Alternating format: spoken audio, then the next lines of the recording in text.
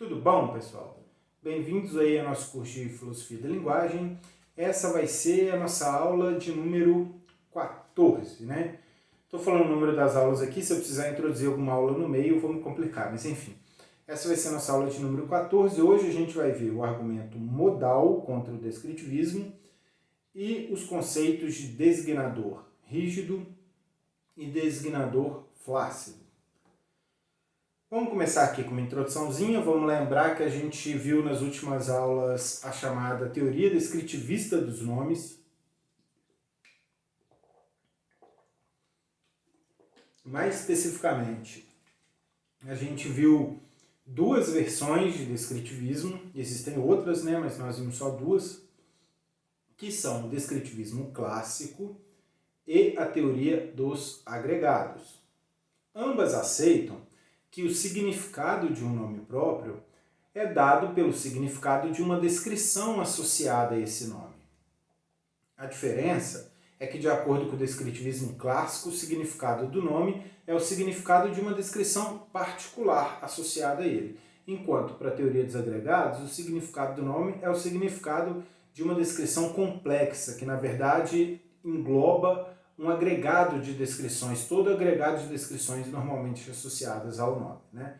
Mas em ambos os casos, o significado do nome é dado pelo significado de uma descrição, simples ou complexa.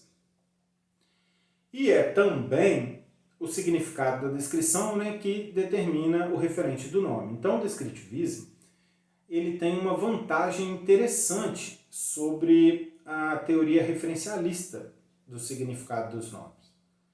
Essa vantagem consiste no fato de que, enquanto o referencialismo explica apenas o significado dos nomes, o descritivismo explica tanto o significado dos nomes como a referência dos nomes.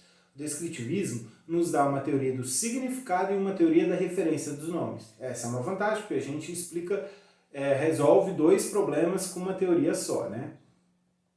Pois bem, a gente viu que o descritivismo se sai bem com relação aos três enigmas que a gente investigou, que foram os enigmas das existenciais negativas, o enigma das existenciais negativas, o enigma de Frege e o enigma da substitutividade. Esses três enigmas foram um problemão para a teoria referencialista, mas o descritivismo foi lá e resolveu bem, né? A gente também viu, e aí eu só mencionei, né, que apesar disso, a gente não deve concluir apressadamente que o descritivismo está vencendo a parada, porque, na verdade, existem também um conjunto de objeções muito difíceis ao descritivismo. Essas objeções são três: o argumento modal, o argumento epistemológico e o argumento semântico.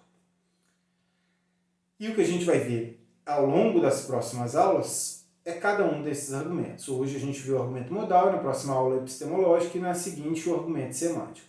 O argumento modal e o argumento epistemológico, eles têm o mesmo objetivo: mostrar que a teoria descritivista do significado dos nomes, ou seja, a declaração de que nomes são equivalentes a descrições, né? Dizer que o nome é equivalente a uma descrição é dizer que o significado de um nome é o significado de uma descrição, né?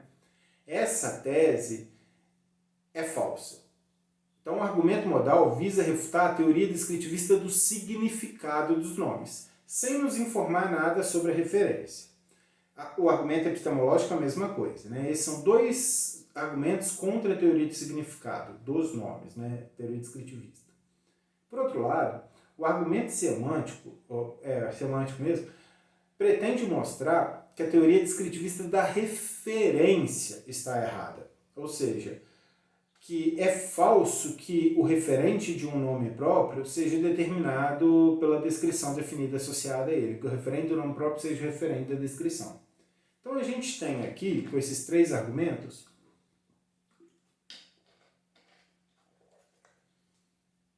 objeções, tanto à teoria descritivista do significado dos nomes, quanto à teoria descritivista da referência dos nomes. Né?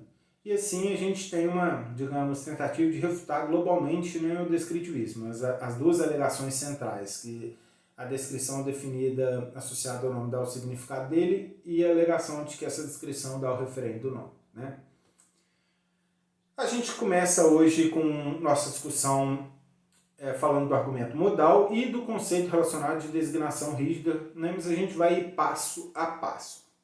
Para começo de conversa, então, a primeira coisa que a gente deve notar sobre o argumento modal é que esse argumento visa mostrar que nomes não são equivalentes a descrições definidas, porque nomes e descrições definidas se comportam de forma diferente em contextos de um tipo muito particular. Quais são esses contextos? São os contextos modais. Grosso modo, e para os nossos propósitos esse grosso modo é suficiente, um contexto modal é um contexto envolvendo possibilidade e necessidade. Ou seja, são contextos envolvendo os conceitos aí de é possível que, é necessário que e etc. Né? Isso aqui é o cerne do argumento, então. Nomes e descrições não são equivalentes porque eles se comportam de forma diferente em contextos modais. A gente vai falar um pouco mais sobre necessidade e possibilidade mais à frente. Por agora, vamos começar passo a passo o nosso argumento, o argumento modal. E a primeira coisa que a gente vai fazer, só para facilitar a nossa conversa, é supor que a descrição definida associada ao nome Aristóteles seja a descrição o fundador da lógica formal. Vamos supor, então, que o significado de Aristóteles é dado pelo significado da descrição definida o fundador da lógica formal, né? Para simplificar. A partir de agora, então, isso vai estar suposto. Agora, com isso em mente, considera primeiro a afirmação 1, que vai aparecer aí para você. Se Aristóteles existe, Aristóteles é Aristóteles. É evidente que a afirmação 1 é necessária. Se Aristóteles existe, então Aristóteles é necessariamente verdadeiro, né? Não poderia ser o caso de Aristóteles existir e Aristóteles falhar em ser Aristóteles, né? Isso aí imagino que todos vocês vão concordar. Mas, Sagi, Aristóteles não poderia ter outro nome? Certamente Aristóteles poderia ter outro nome, né? Isso aí não há dúvida nenhuma. Mas o que um diz não é que Aristóteles poderia ser... Lembra lá da minha distinção entre uso e menção? O nome próprio em um, Aristóteles, está sendo usado, não mencionado. O que um diz não é que Aristóteles, se Aristóteles existe, então Aristóteles se chama Aristóteles.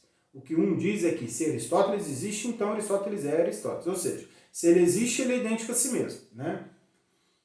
Isso aí parece evidentemente necessário.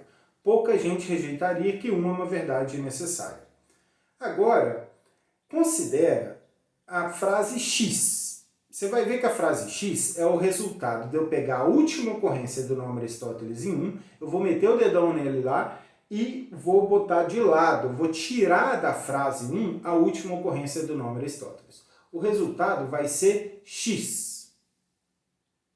Se Aristóteles existe, então Aristóteles é, e aí você vai ver que tem um espaço vazio, porque eu tirei a última ocorrência do nome Aristóteles. Até aí, tudo tranquilo, né?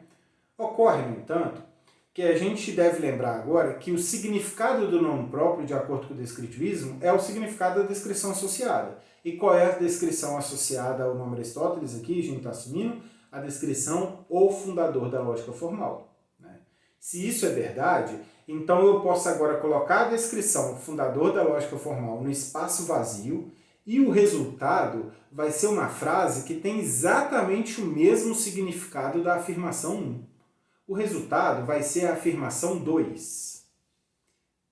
Se Aristóteles existe, Aristóteles é o fundador da lógica formal. Repara bem que a única diferença entre 1 e 2 é que eu tirei a última ocorrência do nome Aristóteles em 1 e substituí ela pela descrição fundador da lógica formal. A gente está assumindo que a descrição fundador da lógica formal tem exatamente o mesmo significado que o nome Aristóteles, porque é ela quem dá o significado do nome Aristóteles, né? Dado que 1 e 2 têm exatamente a mesma estrutura, que a única diferença entre elas é essa substituição, 1 e 2, né, aceitando o princípio da composicionalidade, 1 e 2 têm o mesmo significado, de acordo com o descritivismo. A previsão do descritivista, e em particular do descritivismo clássico, que é quem a gente está avaliando aqui, é que a afirmação 1 e a afirmação 2 são equivalentes. Ora, elas têm a mesma estrutura e as partes de cada uma significam, e as partes delas significam exatamente a mesma coisa. Daí, pelo princípio de composicionalidade, elas têm o mesmo significado. De acordo com o descritivista, então, 1 e 2 significam exatamente a mesma coisa. Só que isso gera um probleminha. Repara, como a gente já viu, que 1 é uma afirmação necessária. 1 é necessariamente verdadeiro.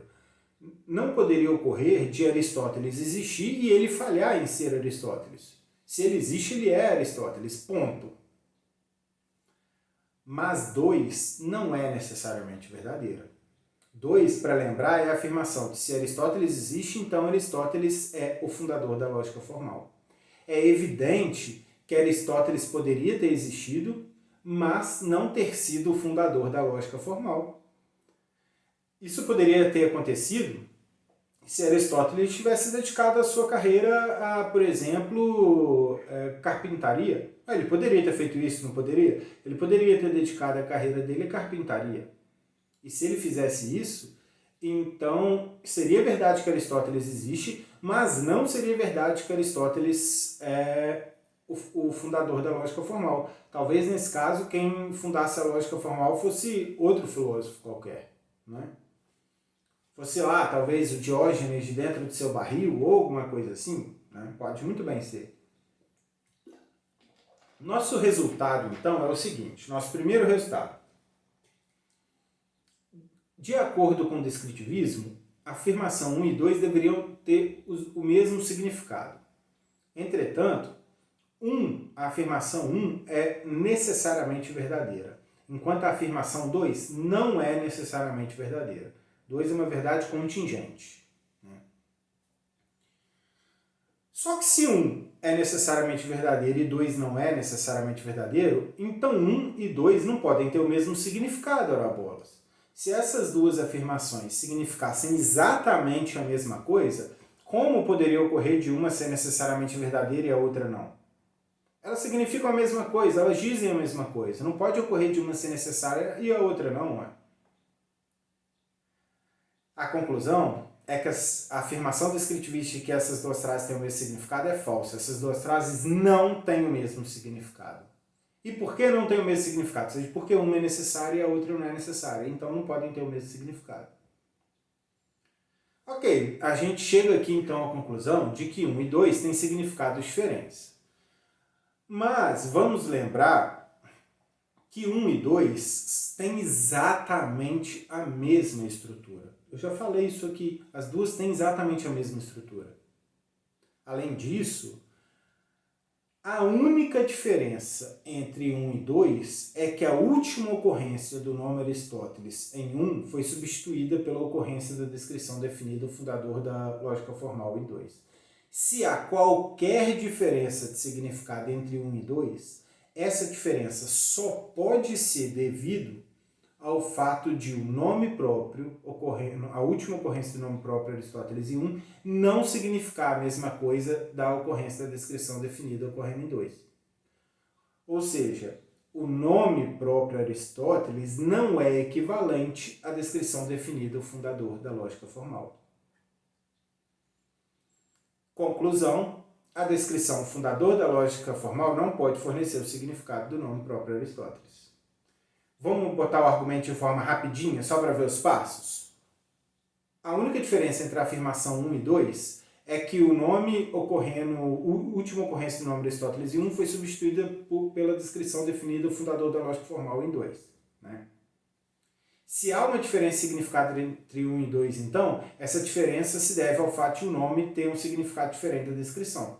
Como a gente viu, há de fato uma diferença de significado entre 1 e 2. Portanto, o nome e a descrição têm significados diferentes. O nome próprio Aristóteles não é equivalente à descrição definida, o fundador da lógica formal. Né? Tudo bem, até aqui você poderia dizer assim, ok, Sagi, esse argumento só me dá razão para acreditar que a descrição que fornece o significado do nome não é a descrição do fundador da lógica formal. Mas isso não refuta o descritivismo. Afinal, o descritivista poderia dizer que alguma outra descrição fornece o significado do nome. Infelizmente, a má notícia para o descritivista, e é uma má notícia porque eu, por exemplo, sou muito simpático ao descritivismo. Então, essa é uma má notícia para mim, por exemplo. A má notícia para o descritivismo é que o argumento pode ser generalizado. Não importa quaisquer das descrições comumente associadas ao Aristóteles, né, ao nome Aristóteles, quaisquer dessas descrições, você pode usar o argumento modal para mostrar que elas não são equivalentes ao nome próprio Aristóteles. Considera, por exemplo, a descrição o autor da metafísica. Vamos supor, então, que essa descrição deu o significado do nome próprio Aristóteles. Agora, relembre a nossa frase X. Se Aristóteles existe, então Aristóteles é, né, espaço em aberto. A gente tirou o nome Aristóteles de 1 e deixou um espaço em aberto. Vamos substituir esse espaço em aberto agora, preencher ele, pela descrição o autor da metafísica. O resultado vai ser a frase 3, a afirmação 3. Se Aristóteles existe, Aristóteles é o autor da metafísica. Agora é só a gente repetir o argumento modal. A afirmação 1, se Aristóteles existe, Aristóteles é necessariamente verdadeira. Mas a afirmação 3, que a gente acabou de ver, não é necessariamente verdadeira. Aristóteles poderia ter existido e não ter fundado a lógica, e não ser o autor da metafísica. Poderia.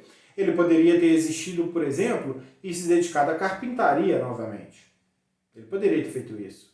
E nesse caso, seria verdade que Aristóteles existe, mas seria falso que Aristóteles é o autor da metafísica. Talvez outra pessoa fosse o autor da metafísica. Né?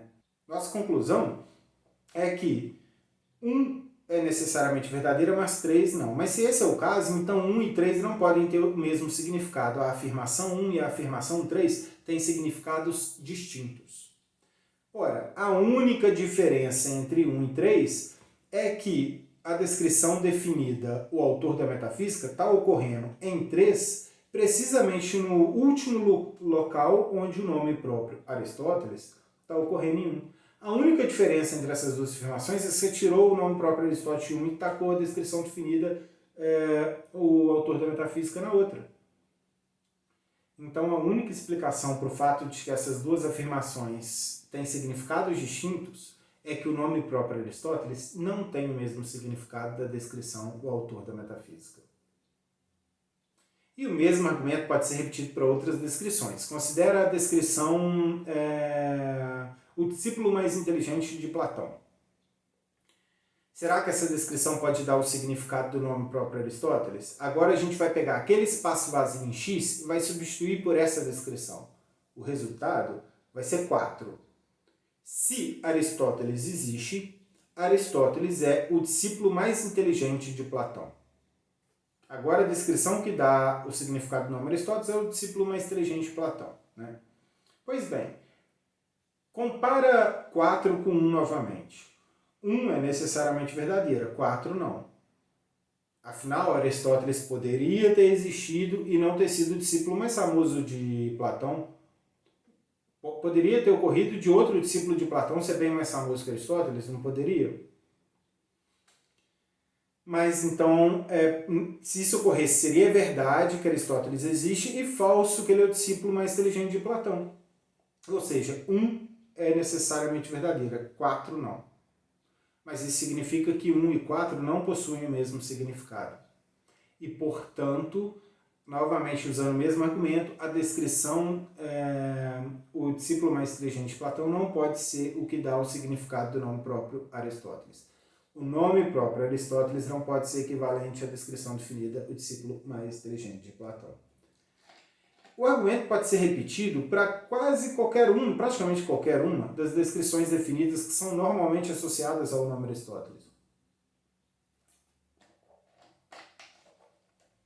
E a conclusão geral do argumento modal, então, é que o nome próprio Aristóteles não tem o mesmo significado, não é equivalente a qualquer das descrições normalmente associadas a ele. Isso é um problemão, né? O mesmo vai ocorrer para qualquer outro nome próprio, como Sócrates, como Platão, né? Como Susan Heck, por aí vai. Qualquer nome próprio que você pegar, você pode formular um argumento, versões do argumento modal, para mostrar que ele não é equivalente às descrições comumente associadas a ele. O argumento modal, assim, aparentemente mostra que a tese descritivista do significado dos nomes está incorreta. Nomes próprios, ao contrário do que diz o descritivista, não são equivalentes a descrições definidas. O significado de um nome não é o significado de uma descrição associada. Isso encerra o argumento modal na sua formulação mais simples. Tranquilo? Espero que tenha sido tranquilo aí, né? Mas, entretanto, sobretudo, mormente, antes de falar o que eu ia falar agora, tem um ponto importante. Eu tomei aqui até agora o argumento modal, tomando como exemplo o descritivismo clássico. Eu formulei o argumento modal contra o descritivismo clássico. É importante entender, no entanto, que esse argumento também se aplica à teoria dos agregados. O argumento modal, na verdade, parece ser tão poderoso em refutar o descritivismo clássico quanto ele é em refutar a teoria dos agregados. Para ver isso, basta a gente fazer o mesmo procedimento agora, levando em conta aquela descrição muitíssimo complexa do Searle, né? Considera novamente a afirmação se Aristóteles existe, então Aristóteles é Aristóteles. E uma vez mais, a gente vai tirar a última ocorrência do nome Aristóteles aí, para alcançar a afirmação X, né? Se Aristóteles existe, então Aristóteles é. Essa frase aí está incompleta, porque a gente arrancou o último nome Aristóteles.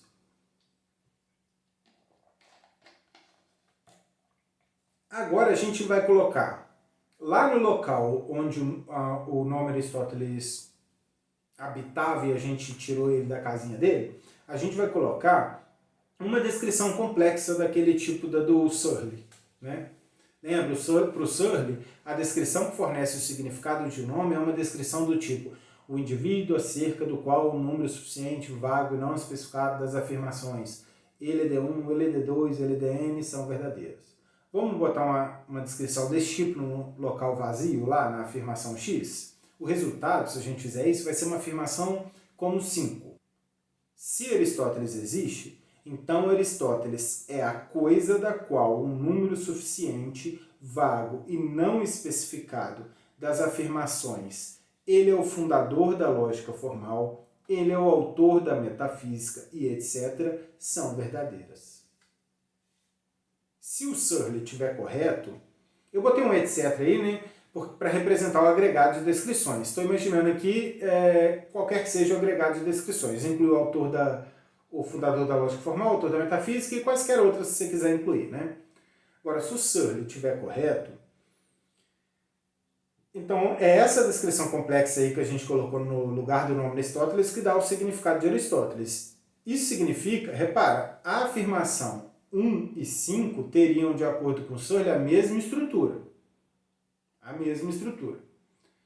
E, de acordo com ele, as suas partes teriam o mesmo significado. Portanto, 1 e 5 seriam equivalentes. 1 e 5 teriam o mesmíssimo significado, né? Só que, uma vez mais, o proponente do argumento modal aqui, o defensor do argumento modal, o crítico do descritivismo, pode argumentar. 1 é necessariamente verdadeira, mas 5 não é necessariamente verdadeira. Peraí, você está falando que realmente que Aristóteles poderia existir e não satisfazer um número suficiente, vago e não especificado daquelas descrições? Exato. Quer ver que ele poderia? Aristóteles poderia existir, mas morrer logo após nascer. Morrer, por exemplo, 5 dias após nascer. Se isso acontecesse, teria sido verdade que Aristóteles existe, mas falso que Aristóteles satisfaz um número suficiente, vago e não especificado das descrições. Ele é autor da metafísica ele é o fundador da lógica formal, ele é o discípulo mais inteligente de Platão e etc. Nesse caso, ele não seria o autor da metafísica, não seria o discípulo mais inteligente de Platão, que ele teria morrido 5 dias depois de nascer. Enfim, não satisfaria nenhuma dessas descrições que são normalmente associadas a ele. Moral da história, novamente, 1 e 5 têm significados diferentes, mas a única forma de explicar a diferença de significado entre 1 e 5 é que o nome próprio Aristóteles não é equivalente à descrição definida complexa ocorrendo em 5. Nomes próprios não são equivalentes a descrições definidas. O mesmíssimo argumento funciona, portanto, para a tese de Searle. Tanto o descritivismo clássico quanto a teoria dos agregados parecem estar refutados pelo argumento modal. O argumento modal, eu não mencionei isso aqui, foi provavelmente primeiramente formulado pelo filósofo Saul Kripke, tá? Ele depois foi sofisticado por outros. O argumento do Kripke continha algumas ambiguidades, depois foi sofisticado por filósofos como Scott Soames, etc., mas seu proponente, seu defensor mais famoso é o Kripke, né? Ele apareceu primeiro no Naming and Necessity, foi traduzido como Nomear e a Necessidade, né, do Kripke, um livro que eu já recomendei muito vocês lerem. Então, Kripke, com esse argumento, parece refutar ambas as versões do descritivismo que a gente está considerando. Esse argumento pode ser formulado uma versão que talvez seja mais sofisticada, né, mas em uma versão diferente, que leva em conta o conceito de designador rígido. Por sua vez, o conceito de designador rígido, a compreensão dele, pressupõe a compreensão da ideia de mundos possíveis. Então, para a gente chegar na segunda versão do argumento modal, a gente primeiro vai ter de introduzir a ideia de mundo possível, depois introduzir a ideia de designação rígida e depois, finalmente, a gente vai poder dar a segunda versão do argumento modal. Fiquem atentos, muito atentos, porque o conceito de designação rígida está no centro de vários debates sobre filosofia da linguagem. Tá? E até mesmo debates em epistemologia, como debates sobre o a priori contingente, etc., né? Também inaugurados aí pelo Kripke. Sobre o necessário a posteriori, debates em metafísica, né? Enfim, então, o conceito de designação rígida ocupa um papel importante em filosofia da linguagem, epistemologia e metafísica, então fiquem bastante atentos aí. Vamos começar do começo e vamos apresentar a ideia de um mundo possível. Eu vou só apresentar informalmente aqui. Tá? Aliás, quem quiser... Deixa eu ver se eu tenho... Eu tenho o livro, mas eu não sei se vai estar aqui. Deixa eu ver se está aqui. Se tiver aqui, eu vou mostrar para vocês um livro que vale bem a pena. Aqui, ó. Esse livrinho aqui, ó, Essencialismo Naturalizado, do Desidério Murcho,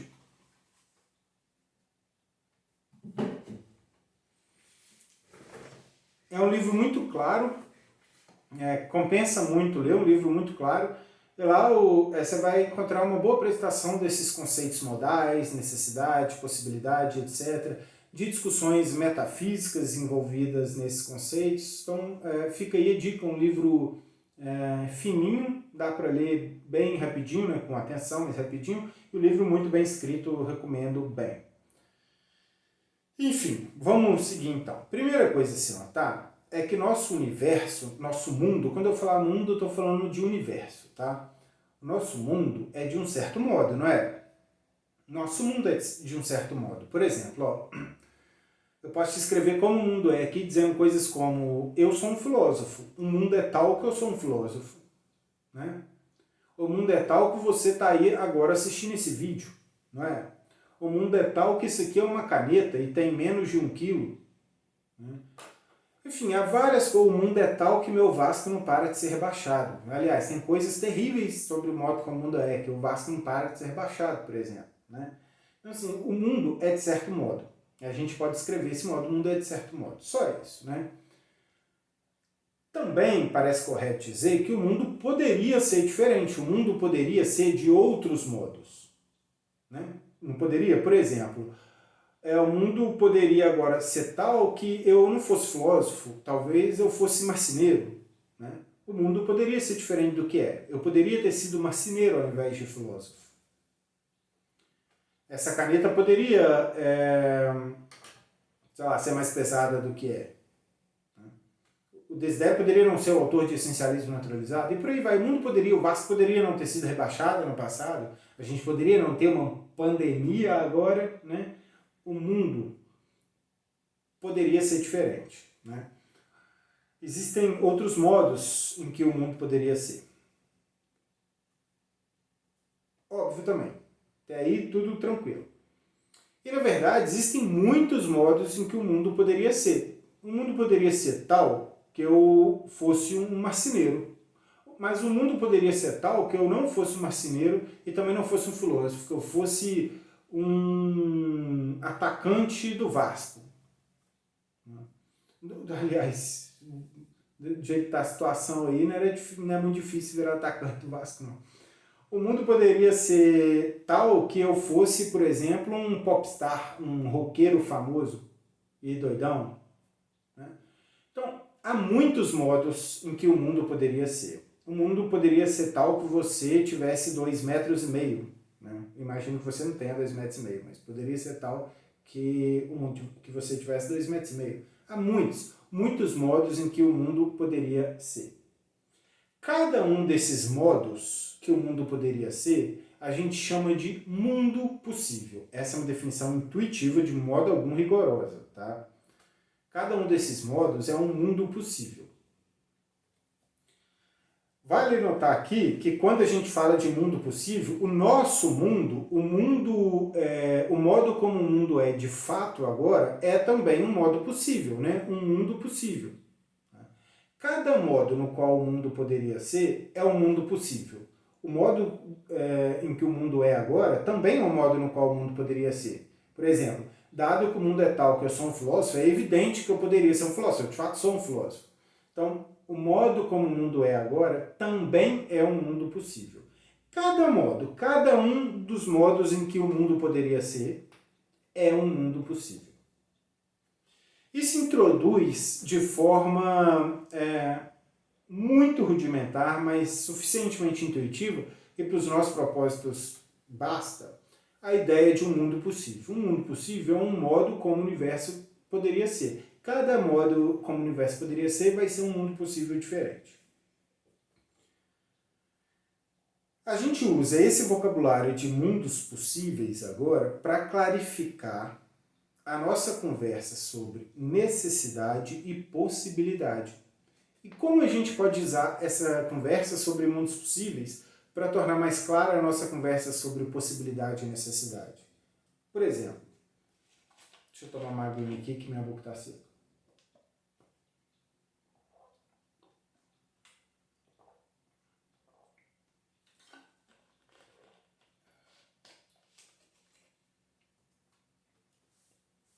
Por exemplo, eu me perdi completamente. Onde eu estava?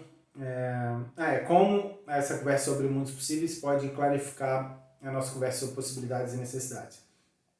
A gente agora pode entender a alegação de que algo é possível como a alegação de que algo é o caso em pelo menos um mundo possível. E a alegação de que algo é necessário como a alegação de que algo é o caso em todos os mundos possíveis. É possível que o Sagi seja um marceneiro, é interpretado como Sagi é um marceneiro em pelo menos um mundo possível. É possível que você gostasse das minhas aulas, é interpretado como você gosta das minhas aulas em pelo menos um mundo possível. Talvez no nosso mundo você deteste minha aula, mas em um mundo possível, você poderia gostar da minha aula, não poderia? Isso é possível, não é impossível. Então, a gente qualifica isso dizendo, em pelo menos um mundo possível, você gosta da minha aula. Então é a mesma coisa para tudo. É possível que eu não fosse um filósofo, foi interpretado em pelo menos um mundo possível, eu não sou um filósofo. O mesmo com necessidade. É necessário que 2 mais 2 é igual a 4, significa 2 mais 2 é igual a 4 em todos os mundos possíveis. Não importa como o universo teria sido, 2 mais 2 continuaria sendo igual a 4. 2 mais 2 igual a 4 em todos os mundos possíveis. O triângulo tem 3 lados? É necessário que o triângulo tenha 3 lados? É. Em todos os mundos possíveis, o triângulo tem 3 lados. E por aí vai. Então, dizer que algo é possível é dizer que, que esse algo é o caso em pelo menos um mundo possível. Dizer que algo é necessário é dizer que esse algo é o caso em todos os mundos possíveis.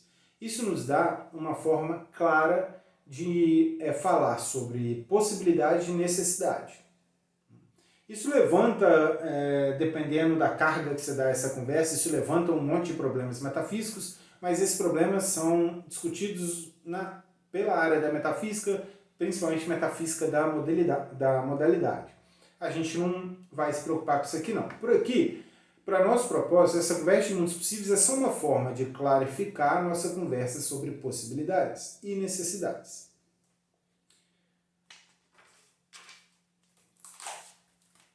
Isso posto, a gente pode agora começar a introduzir o conceito de designação rígida. E para fazer isso, eu primeiro quero chamar a sua atenção novamente para as afirmações 1 e 2. Vamos relembrar quais são as afirmações 1 e 2? 1 era a afirmação: se Aristóteles existe, então Aristóteles é Aristóteles. E 2 era a afirmação: se Aristóteles existe, então Aristóteles é o fundador da lógica formal. Essas são as afirmações 1 e 2. A gente viu que a afirmação 1 é necessária, enquanto a afirmação 2 não é necessária. Agora, a gente pode clarificar a ideia de que 1 é necessária com a ideia de mundos possíveis. Dizer que a afirmação 1 é necessária é dizer que 1 é verdadeira em todos os mundos possíveis. Dizer que 2 não é... 2 é verdadeira, né? Só ocorre de 2 não ser uma verdade necessária. Dizer que 2 não é uma verdade necessária, né? Que 2 é verdadeira, mas não é uma verdade necessária, é dizer que 2 é verdadeira, né? Aqui no nosso mundo, mas existem mundos nos quais ela não é verdadeira. 2 é possível, mas não é necessário. O que acontece aqui? 1 é necessariamente verdadeiro e 2 é contingentemente verdadeira. 1 é verdadeiro em todos os mundos. 2 é verdadeiro no nosso mundo, mas há mundos possíveis em que 2 não é verdadeiro. Olha que curioso que acontece. O valor de verdade de 1 é constante de mundo para mundo. Não importa como seja o universo. Não importa qual mundo possível esteja em questão. O valor de verdade de 1 vai ser sempre verdadeiro. Ponto. O valor de verdade dessa afirmação não se altera de mundo para mundo. Ele é constante entre os mundos. Sempre o mesmo. Sempre verdadeiro. Com 2, a coisa é diferente. Há mundos possíveis nos quais 2 é verdadeira. O nosso mundo é esse mundo. Mas há mundos possíveis nos quais 2 não é verdadeira. O mundo possível onde Aristóteles existe, e no entanto Aristóteles faleceu logo antes de nascer, por exemplo, é um mundo possível no qual 2 não é verdadeira, 2 é falso. O mundo possível no qual Aristóteles existe, mas ele se dedicou à carpintaria, exclusivamente à carpintaria, né? E nem se importou com questões acerca de lógica, vai ser um outro mundo no qual 2 não é verdadeiro, 2 é falso. O valor de verdade de 2 varia entre os mundos. Ele não é constante. 2 não tem o mesmo valor de verdade em todos os mundos. Em alguns mundos, o valor de 2 é verdadeiro. Em outros, o valor de 2 é falso. Eu quero chamar a atenção que só para isso, o valor de verdade de 1 é o mesmo em todos os mundinhos possíveis que você olhar. O valor de verdade de 2, ele se altera. O valor de verdade de 1 é constante, o de 2 varia. O Kripke, uma das sacadas de Kripke foi perceber que algo muito similar ocorre com nomes próprios e descrições, e mais especificamente com um referente de nomes próprios e com um referente de descrições. A ideia dele era a seguinte: o referente de um nome próprio como Aristóteles é constante de mundo para mundo. Ele é sempre o mesmo em todos os mundos, ele não varia, ele é constante. O referente de uma descrição definida, ou pelo menos da maior parte das descrições definidas, há um conjunto de exceções, tá? Mas a gente não vai mencioná-las aqui não, mas há exceções. O referente de uma descrição definida, normalmente, varia de mundo para mundo. Ele não é constante entre os mundos. Kripke chamou nomes próprios de designadores rígidos e descrições de designadores flácidos. A gente já vai ver a definição de designador rígido e flácido mais rigorosa. Mas agora eu quero ilustrar esse ponto. Vamos considerar a afirmação 6, que é: o fundador da lógica formal é um homem. Beleza? Pensa em 6 aí, né? Agora vamos imaginar que a gente quer avaliar a verdade dessa frase, dessa afirmação, em cada mundo. No nosso mundo essa afirmação é verdadeira? É, porque o fundador da lógica formal no nosso mundo é mesmo um homem, foi o Aristóteles. Mas o mundo possível no qual a Susan Heck fundou a lógica formal, por exemplo, essa afirmação vai ser falsa, porque naquele mundo possível, o fundador da lógica formal não é um homem, é de fato uma mulher. Por que eu estou chamando a atenção para isso aqui?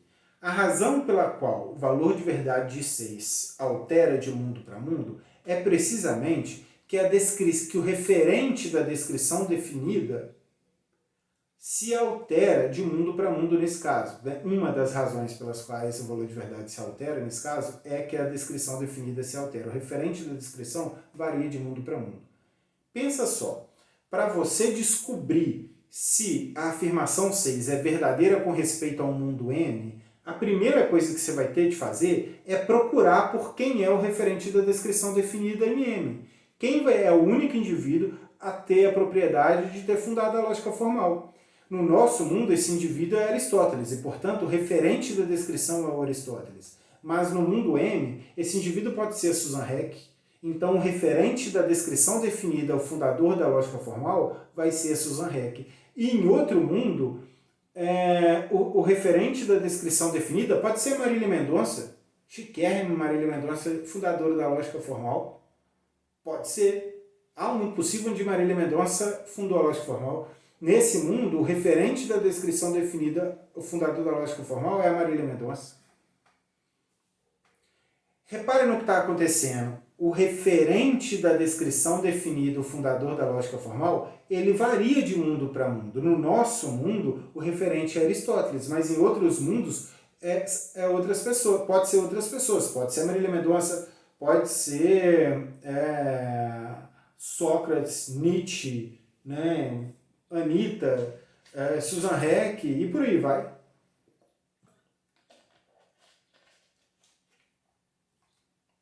De fato, é porque o referente da descrição varia, né? Uma das razões pelas quais o valor de verdade 6 varia é que o referente da descrição varia de mundo para mundo. Agora, olha o que acontece se a gente quiser avaliar a verdade de uma outra afirmação agora, da afirmação Aristóteles é um homem, de mundo para mundo. Quando você vai avaliar a verdade dessa afirmação em um mundo, você não precisa procurar por quem é o referente do nome Aristóteles lá. O referente do nome Aristóteles no mundo possível M vai ser quem quer que seja que o nome seleciona aqui no nosso mundo. Não há a questão ou o problema de descobrir quem é. Você não precisa pegar a lupinha mágica e ficar procurando lá no mundo possível quem é o referente de Aristóteles aqui. Você precisou fazer isso com a descrição definida. Para avaliar a verdade de um fundador da lógica formal homem, a primeira coisa que você precisou fazer é saber quem era o fundador da lógica formal lá naquele mundo. Mas para avaliar a verdade de Aristóteles é um homem com respeito ao mundo M, tudo que você precisa é ver se Aristóteles naquele mundo é de fato um homem. Se ele for naquele mundo homem, então essa frase é verdadeira. Se naquele mundo ele falhar em ser um homem, então essa frase vai ser falsa. Mas você não precisa procurar pelo referente do nome lá. O referente do nome lá é o mesmo que o objeto que é referido pelo nome aqui. O referente de um nome próprio permanece o mesmo de mundo em mundo. Mas Sagi, Aristóteles não poderia ter outro nome? Poderia ter outro nome. Aristóteles poderia se chamar João, isso não importa.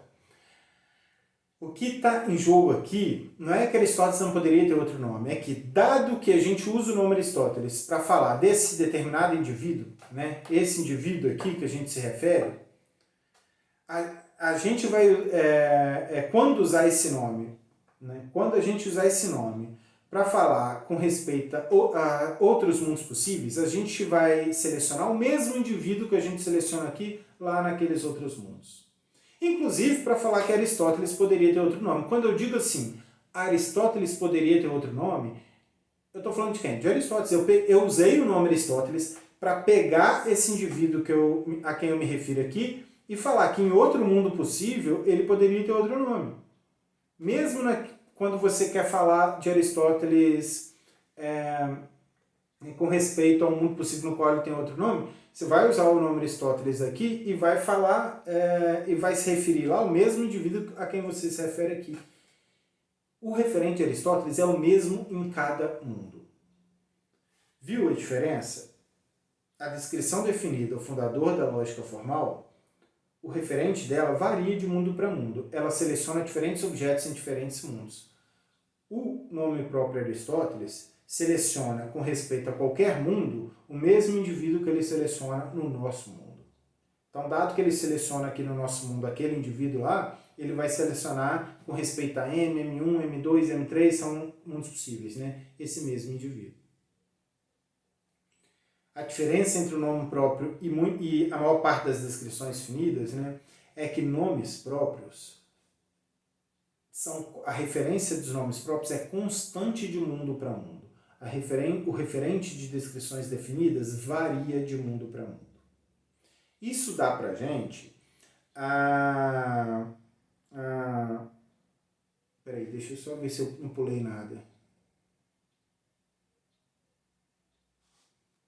Ok, acho que é isso mesmo. Isso explica Isso explica para a gente parcialmente porque 2 não é necessariamente verdadeira. A gente viu que a afirmação 1, se Aristóteles é Aristóteles, então, se Aristóteles existe, então Aristóteles é necessariamente verdadeira. Mas a afirmação 2, se Aristóteles existe, então Aristóteles é o fundador da lógica formal, não é necessariamente verdadeira. Isso é explicado parcialmente por esse fato. O fato de que o referente de Aristóteles não varia, mas o referente da descrição definida varia. O que vai acontecer? Vai haver mundos nos quais Aristóteles existe, mas Aristóteles não é o fundador da lógica formal, como a gente viu. Por isso que essa frase não é necessariamente verdadeira. Isso significa que vai haver mundos em que a descrição definida, o fundador da lógica formal, não capta, não seleciona, não se refere a Aristóteles. O nome próprio vai selecionar o mesmo indivíduo em todos os mundos, o próprio Aristóteles. Mas a descrição definida, o fundador da lógica formal, vai falhar em selecionar Aristóteles em alguns mundos. Vai ter mundo em que ela vai selecionar a Marília Mendonça. Pensa num mundo onde Aristóteles existe Marília Mendonça também, mas Marília Mendonça é quem fundou a lógica formal. Quando a gente diz nesse mundo é falso, né? Que se Aristóteles existe, então Aristóteles é o fundador da lógica formal. E por que é falso? Porque quem satisfaz o referente, né, da descrição fundador da lógica formal não é Aristóteles, é a Marília Mendonça. O referente da descrição nesse mundo mudou. O referente de Aristóteles permanece constante. Quando se avalia a verdade de 2 com respeito a esse mundo, o referente de Aristóteles, você não vai precisar procurar por ele. Ele vai ser quem quer que seja a quem o nome se refere aqui. Mas o referente o fundador da lógica formal, dessa descrição, você vai ter de procurar por ele. Você vai ter de procurar se refere mesmo a Aristóteles lá, se ele é mesmo o único indivíduo a possuir a propriedade relevante, ou se a descrição se refere a Marília Mendonça, por exemplo, ou a Maria Bethânia, por exemplo, etc., ou a Susan Heck. Parte da razão pela qual 2 não é necessariamente verdadeiro é precisamente que o referente da descrição definida varia de mundo para mundo, enquanto o referente da descrição não. Então, naqueles mundos em que o nome próprio se referia a uma pessoa diferente da descrição, isso vai acontecer. porque o nome próprio seleciona sempre o mesmo indivíduo. A descrição varia, o referente, vai ter mundos em que a descrição não seleciona o mesmo indivíduo do nome. A descrição fundador da lógica formal não seleciona o mesmo objeto referido pelo nome próprio Aristóteles. E nesses mundos, essa frase vai ser falsa. Por isso que essa frase, né, parcialmente por isso, essa frase não é necessariamente verdadeira. Enfim, essa foi só uma curiosidade, né, para mostrar que o nosso próximo conceito, o conceito de designação rígida, está mesmo na base do argumento modal do Kripke.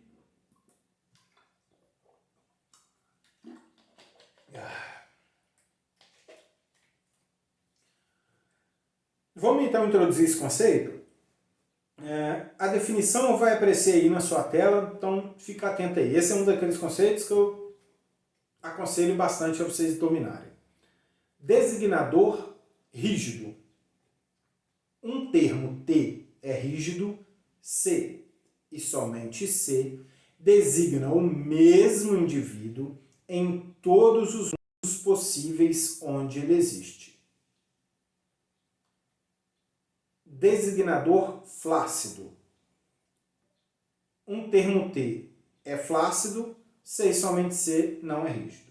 Isso aí exprime bem a ideia de que o referente de um nome próprio, né, de um designador rígido, é constante de mundo para mundo, enquanto o referente de um designador flácido não é. Nomes próprios são designadores rígidos, se Kripke estiver certo. Descrições usualmente são designadores flácidos, se Kripke estiver certo. Para fazer um teste aí, pensa no seguinte exemplo, a descrição a pessoa mais alta do Brasil. O referente dessa descrição mesmo em todos os mundos ou varia? Varia. No nosso mundo, a pessoa mais alta do Brasil pode ser, sei lá, o João. Eu não sei quem é a pessoa mais alta do Brasil, devia ter olhado antes de dar o exemplo, né?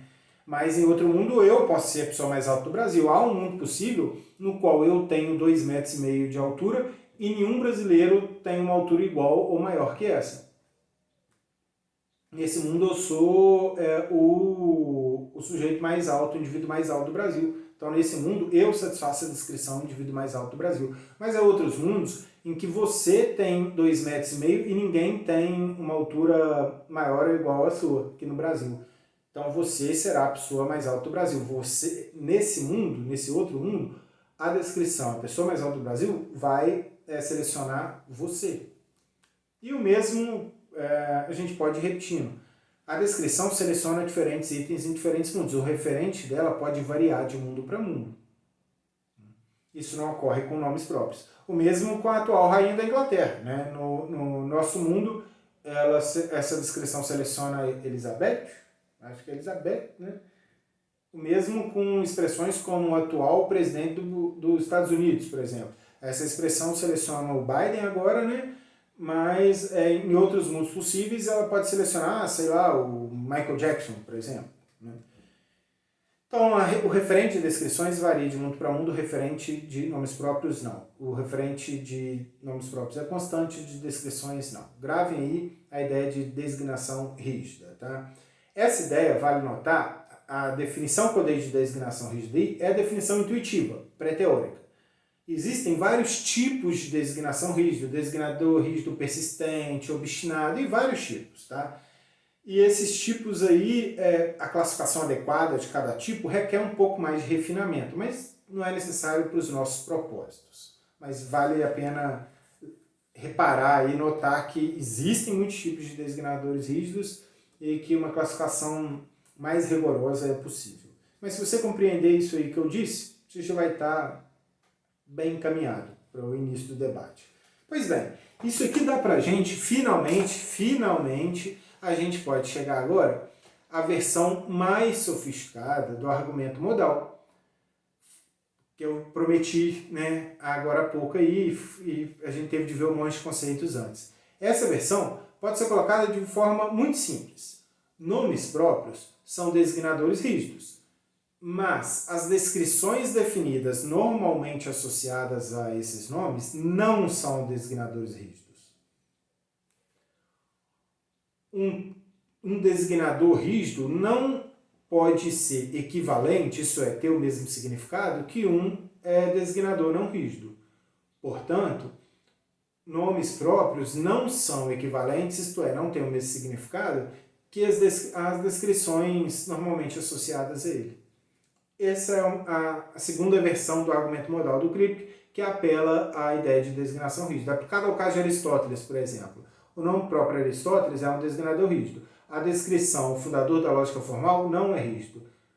Um designador rígido não pode ser equivalente em significado a um designador não rígido. Logo, o nome próprio Aristóteles não é equivalente em significado à descrição definida do fundador da lógica formal. E você pode repetir esse argumento aplicado aos casos particulares incessantemente. Com isso, você vai conseguir mostrar que, se o argumento for bom, que nomes próprios não podem ser equivalentes às descrições comumente associadas a eles.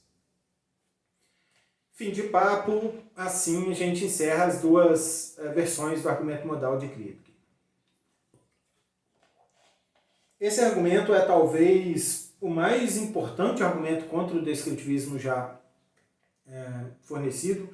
Eu tenho a impressão de que ele é o mais influente argumento contra o descritivismo já fornecido, e há muitas respostas interessantes a ele. Eu destaco duas. Existe a versão de descritivismo conhecida como descritivismo rigidificado e a versão de descritivismo conhecida como descritivismo do escopo amplo.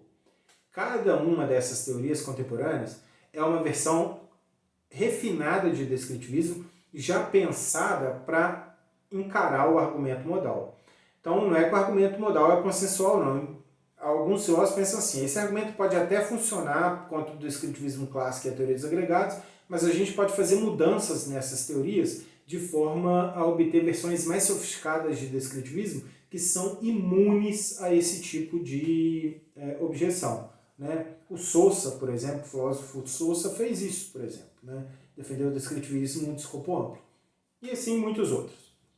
A gente não precisa entrar em detalhes, eu não vou aqui mencionar a ideia, explicar detalhadamente cada uma, só quero mencionar que existem versões de descritivismo que foram pensadas para responder a esses argumentos.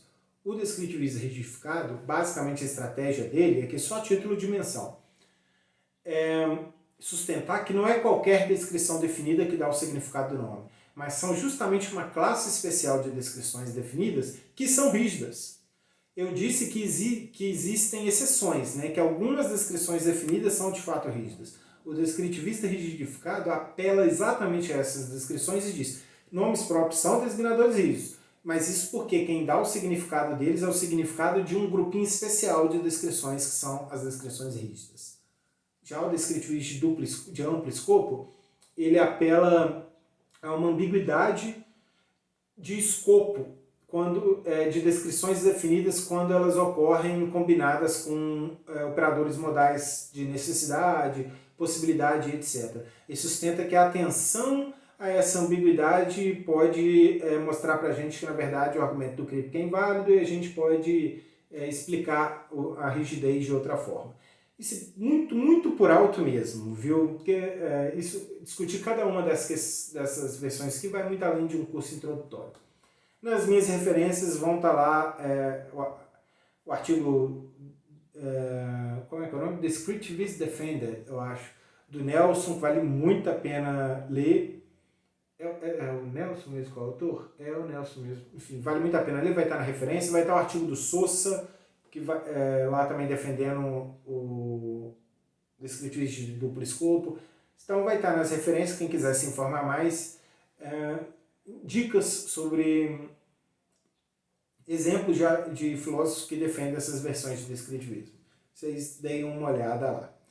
Enfim, indo para a conclusão da nossa aula de hoje, porque já está demorando muito, a gente chega aqui, então, na conclusão de que, supondo que o argumento modal seja correto, nomes não são equivalentes a descrições definidas. Porque nomes e descrições definidas, lembrem, comportam de um modo diferente em contextos modais, contextos envolvendo possibilidade e necessidade. Né?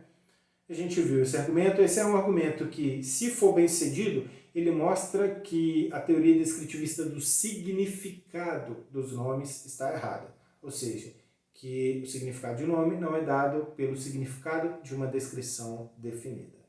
Na próxima aula, a gente vai ver um outro argumento para a mesma conclusão. A conclusão do nosso próximo argumento também é que nomes não são equivalentes em significado a descrições. Mas ele é um argumento diferente, porque se o argumento de hoje apela a contextos modais, o argumento da próxima aula vai apelar a contextos epistêmicos, envolvendo crença, conhecimento e etc. É o argumento epistemológico. Se você quer ver antes da aula esse argumento, dá uma olhada no capítulo 1 do livro Como os Nomes Nomeiam, né? Lá tem uma seção só para o argumento epistemológico. Dá uma olhada lá, também vai ter uma seção para o argumento modal e para o argumento semântico, que eu faço uma exposição introdutória, relativamente introdutória lá do argumento epistemológico. Você vai poder acessar esse argumento lá, tanto aplicado à teoria do descritivismo clássico, quanto à teoria dos agregados. A obra clássica onde ele apareceu é o Neme and Necessity, o nomear e a necessidade, né? Tem uma introdução à filosofia da linguagem do Imagiri, do Guy de Magiri, colocada aí nas referências, que também debate vários desses temas que a gente está discutindo aqui, que eu até agora não tinha indicado e que estou indicando agora. Então dá uma olhada lá também nessa referência aí, que está em português, é interessante. Isso dá pra gente aí tudo o que a gente tinha para dizer hoje. Fica atento, próxima aula, argumento epistemológico. Leia antes da aula alguma coisa sobre isso, viu? Abraço a todos vocês e até a aula que vem.